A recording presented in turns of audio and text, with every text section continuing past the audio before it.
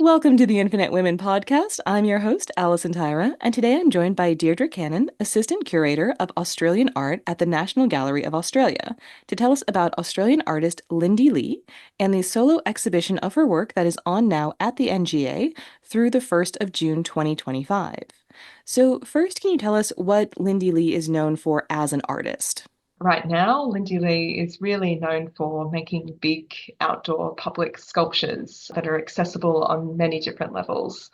She's known for using these materials that can really immerse a viewer in their surfaces. People who live in Adelaide and Sydney and now Canberra might be familiar with their sculptures out the front of cultural institutions that have these kind of stardust patterns of holes all over them.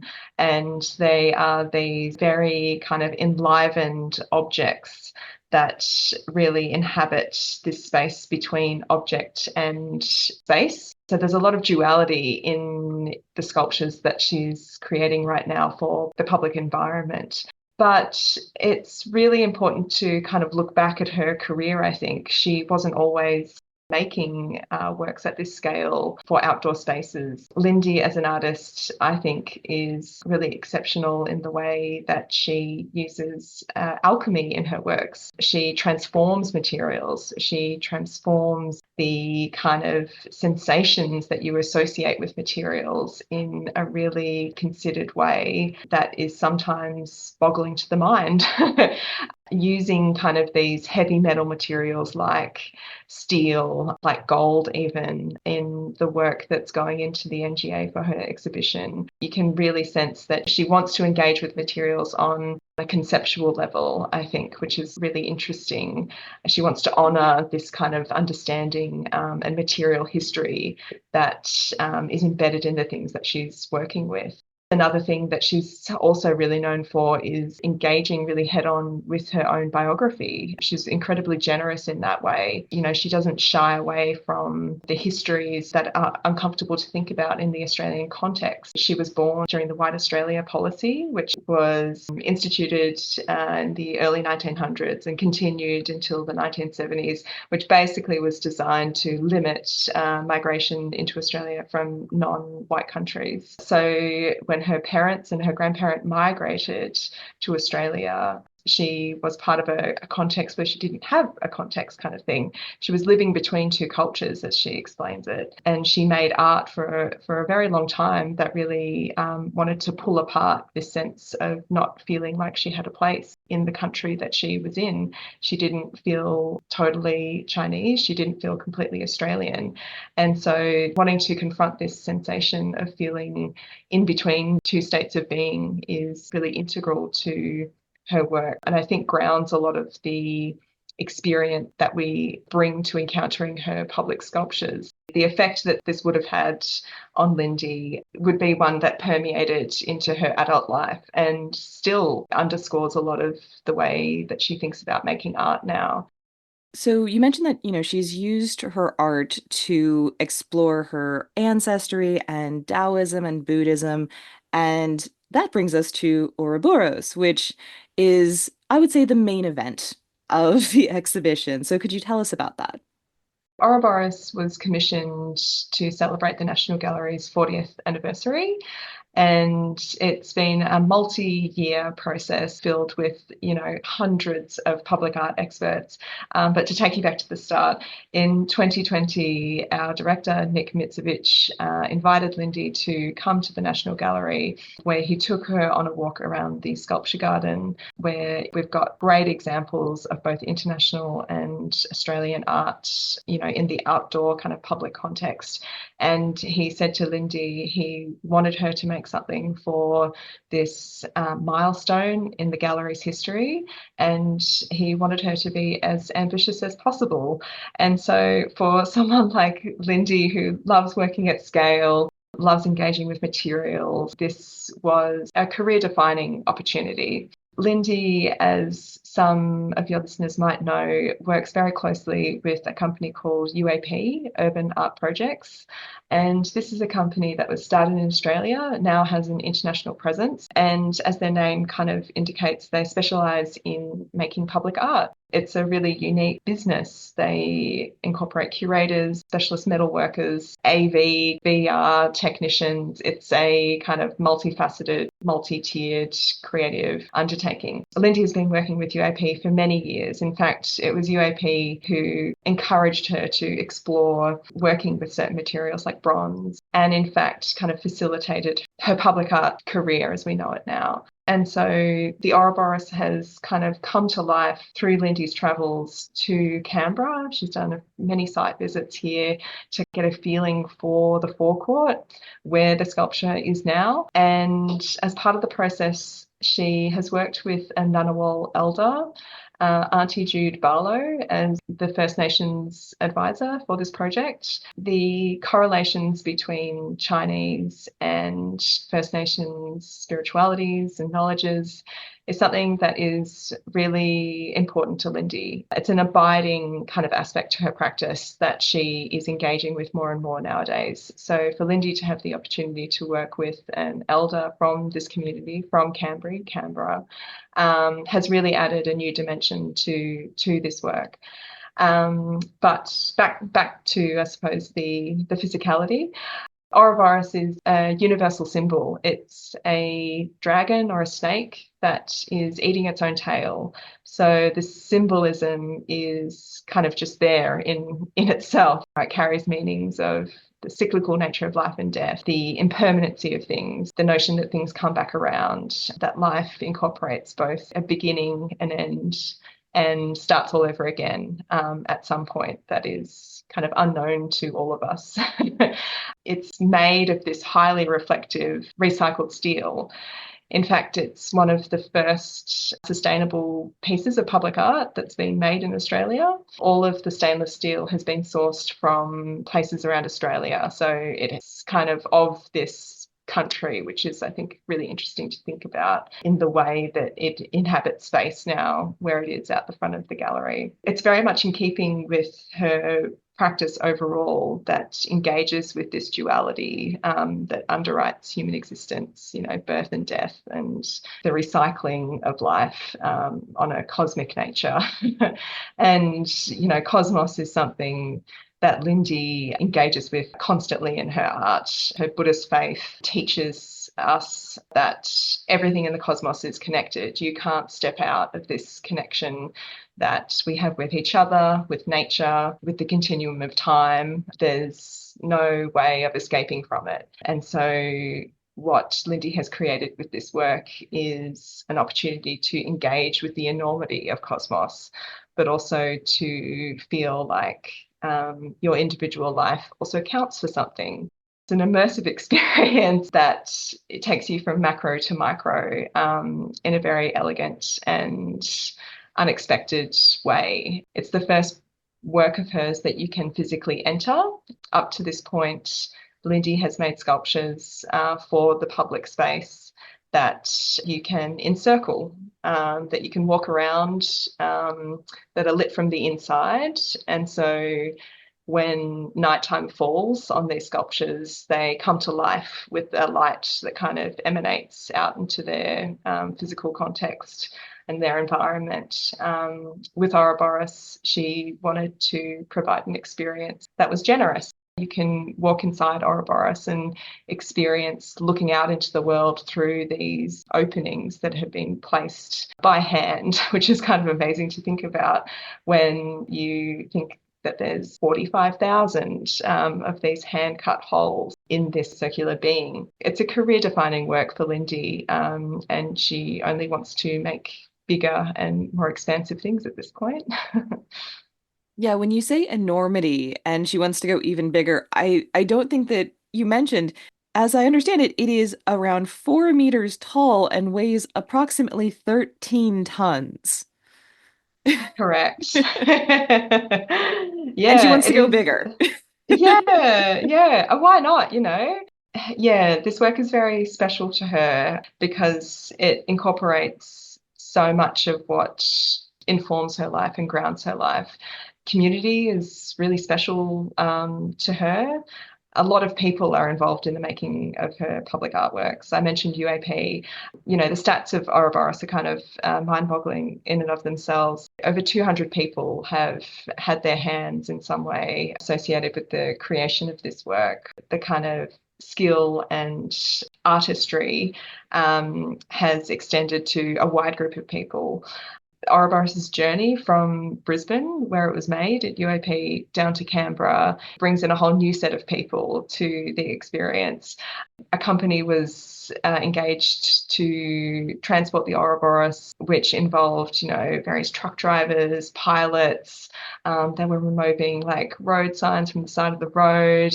It was a slow and sometimes precarious journey for it, but thankfully it arrived safely and basically without a hitch. And it's down to the care and expertise of everyone that's been involved that has made Ouroboros what we can see out in the forecourt. It's for people. It's also about people. I think that's really at the crux of what Lindy wanted to communicate with this work.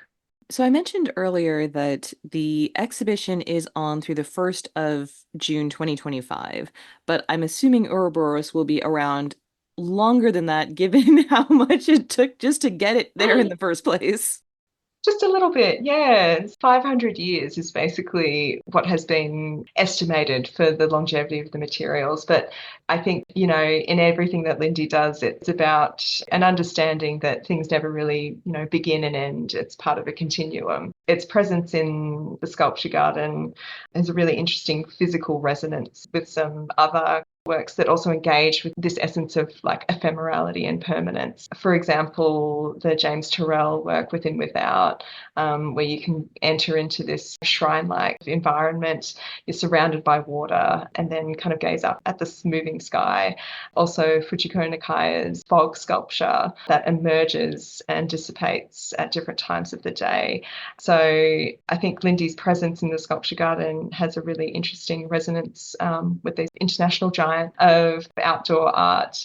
But it is interesting to think about landing lightly on this country, I suppose. What does it mean to have a piece of artwork sitting outside of the National Gallery for a certain time? Certainly, I don't think Lindy is concerned with permanence in any way, shape or form, but it would be nice to preserve Ouroboros for the long term, at least for now. And I suppose that's the other thing, the experience of Ouroboros and the experience of, lots of Lindy's public artwork, they stay with you, these motifs of these openings, these universal symbols of circles, the regeneration of life. It's universal and they stay with you.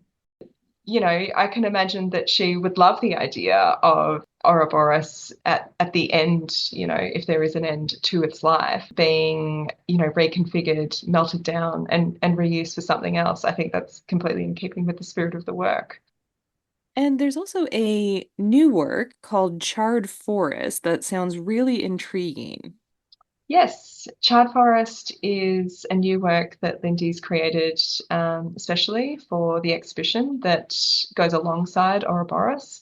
The exhibition is a celebration, I suppose, of Lindy's career to date, showing the kind of progression of her studio work to something like Ouroboros, connecting her studio work to her public art practice. And Charred Forest is a work that she has been thinking about for some time, with the kind of devastating bushfires that have happened in Australia, especially on the East Coast where Lindy lives. These kind of motifs of these charred trees in the landscape left a really profound effect on her. When you think about a dead or kind of charred tree, still got life in it. You kind of scratch away at the surface and there's still wood there that has life and spirit in it. When Lindy saw these trees, they actually were in this swamp environment, she said. It had just rained.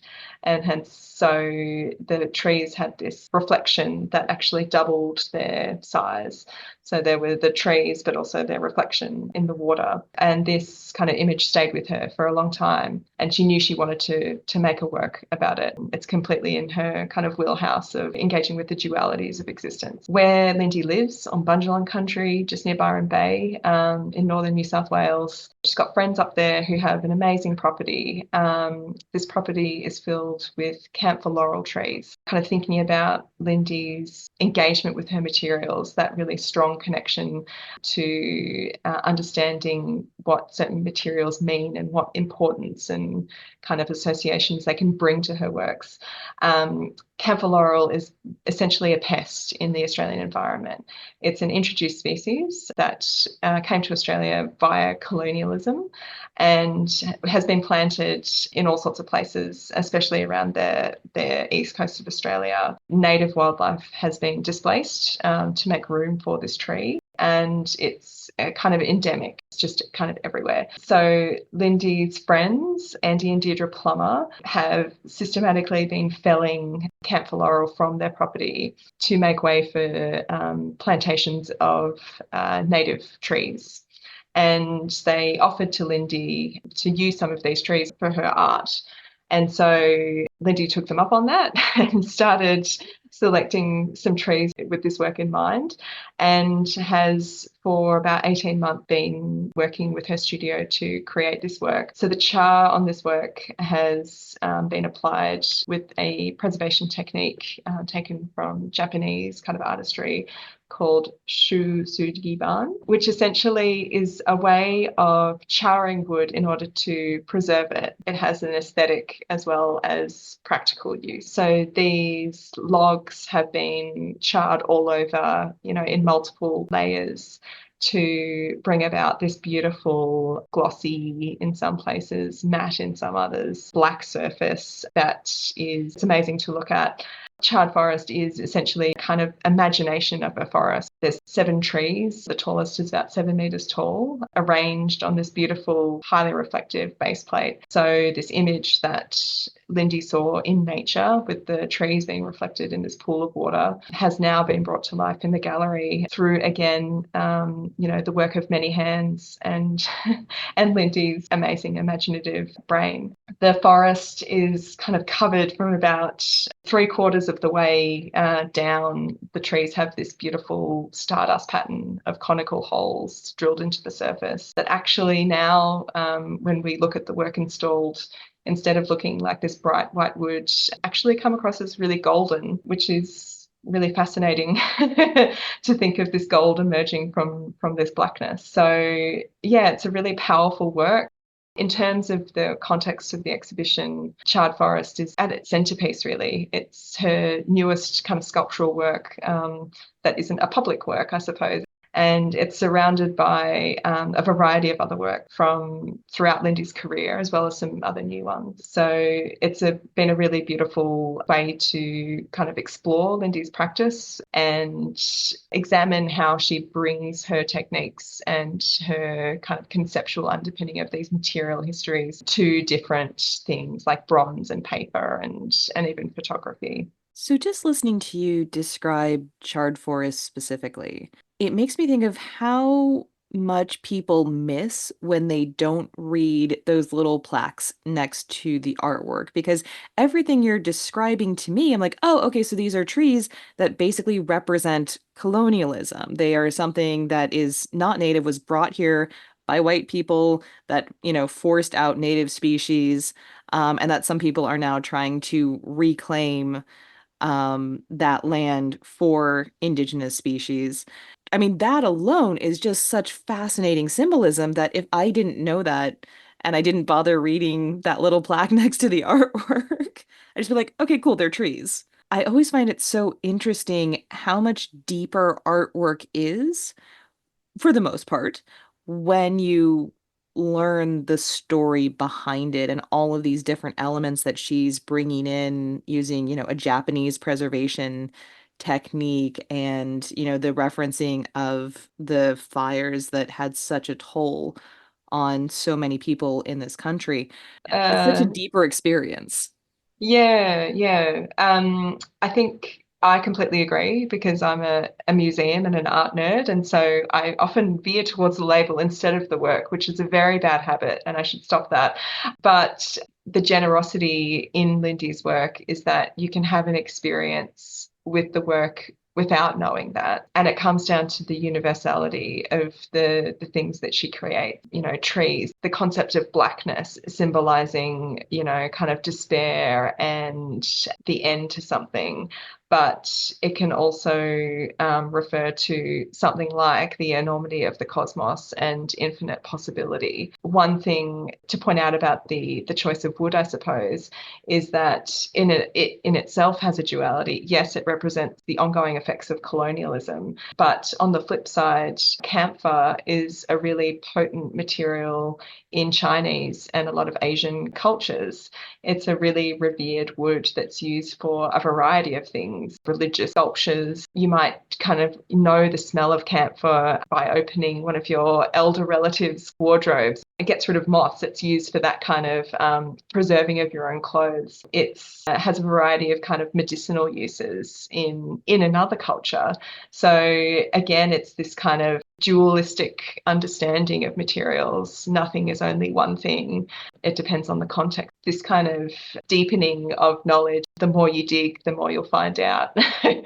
And there's always more to know, I suppose, with Lindy's work. And there's lots of things it connects to in relation to her spiritual practice, her beliefs, and her practice as a whole. I think it is interesting to kind of think about her trajectory over the last 40 years as an artist and to kind of say to yourself, how did she get here? How did she get to the point of creating something like Ouroboros? I think it's fascinating to think that she trained as a painter. She wanted to become an abstract painter when she first entered art school and had some really transformative experiences going to, as is the old kind of story with Australian artists, going to Europe, going to London and visiting the museums and seeing the great masterworks that we all learn about at art school.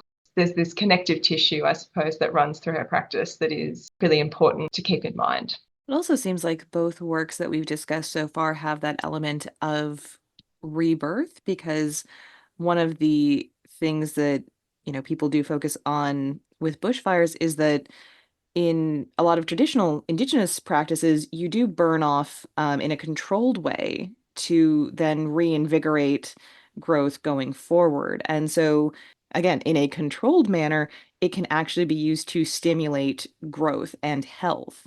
And the fact that she's pierced so you can see through the char to the original timber underneath, it almost feels like a glimpse of what comes after the char.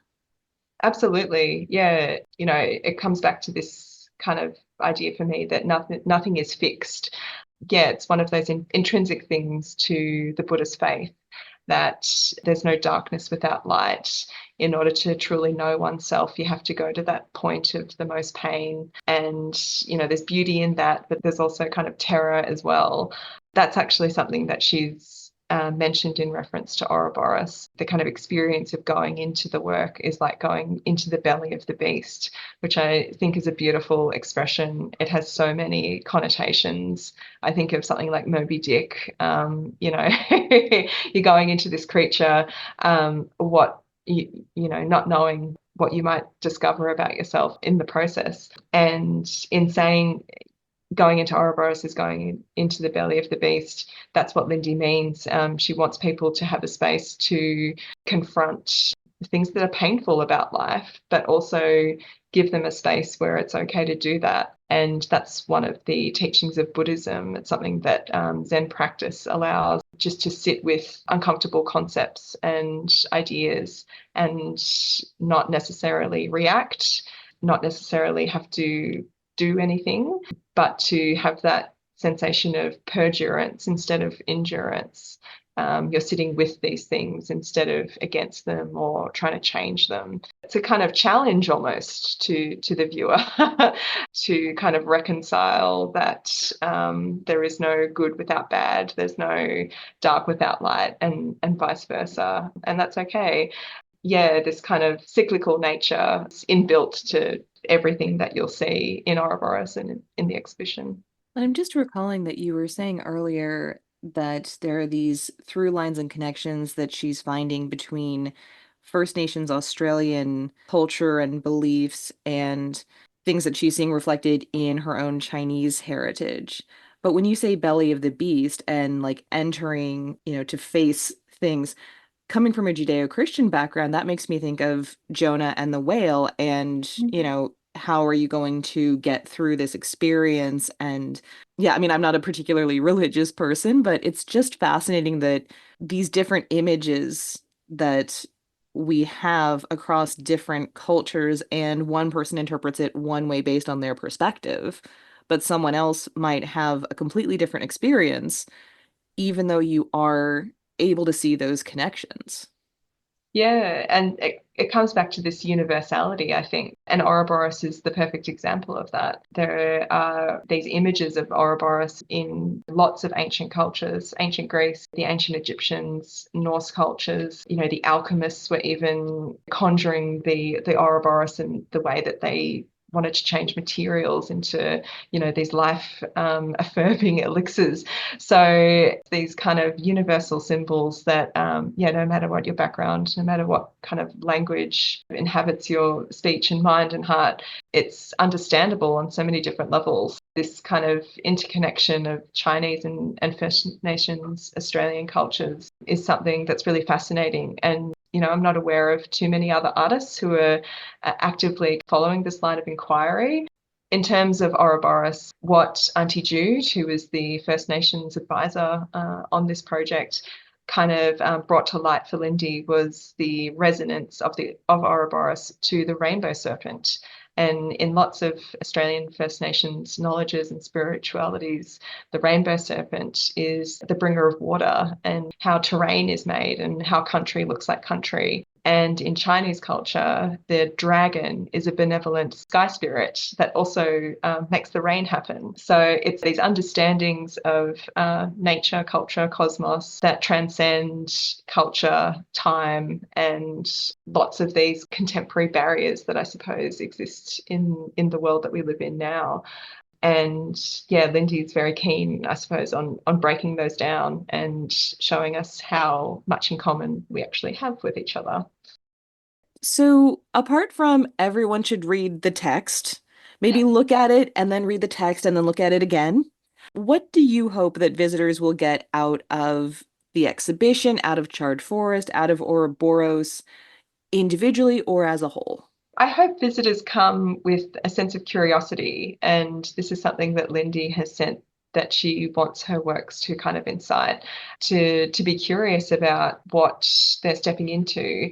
For Ouroboros, it has these kind of dualities. Its surface on the outside is very reflective and, it reflects its environment. But then when you go into it, it's your space kind of thing, and you can look out. It's this sense of curiosity, I think, that Lindy and also the gallery would like people to get out of this experience and also bring to this experience, and to engage with the work in the spirit with which it was made, the experience of feeling like an individual in this massive world, but also how it feels to be part of something greater, which is central to Lindy's understanding of Buddhism, and how she kind of uses that and channels that through her art. And so thinking about the exhibition, I hope people experience the breadth of Lindy's creativity. It kind of knows no material bounds whatsoever. It covers about 25 years of her practice. So I really hope people come away with it with an understanding of the enormous creative and kind of cultural ground that she's covered in her long and storied career, but also just to, have an experience with art and whatever that means for you, whether it kind of brings up the good, the bad, something different. I think that's very much in keeping with the spirit with which Lindy makes work. Join us next time on the Infinite Women podcast, and remember, well-behaved women rarely make history.